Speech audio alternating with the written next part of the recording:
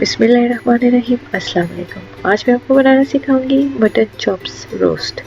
तो उसके लिए हमें जो चीज़ें चाहिए, मटन चॉप्स चाहिए होंगी, कुटी हुई लाल मिर्च, नमक, सुर्ख मिर्च, तंदूरी मसाला, गरम मसाला, ज़ीरा, काली मिर्च, ऑयल, दही, गार्लिक पेस्ट, सोया सॉस और लेमन जूस।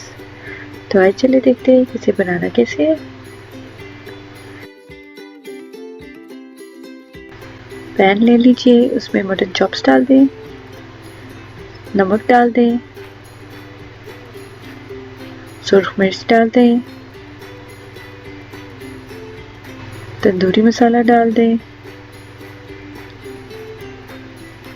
कुटी हुई लाल मिर्च डाल दें, काली मिर्च और ज़ीरा डाल दें, गरम मसाला डाल दें, तेल डाल दें,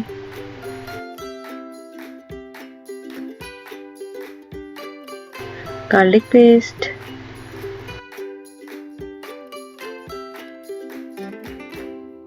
दही,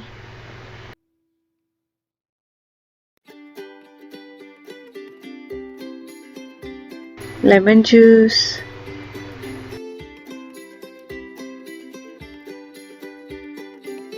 और सोया सॉस। सब चीज़ें डाल के अच्छे से मिक्स कर दें और मैरिनेट करके 2 से 3 घंटे के लिए रख दें।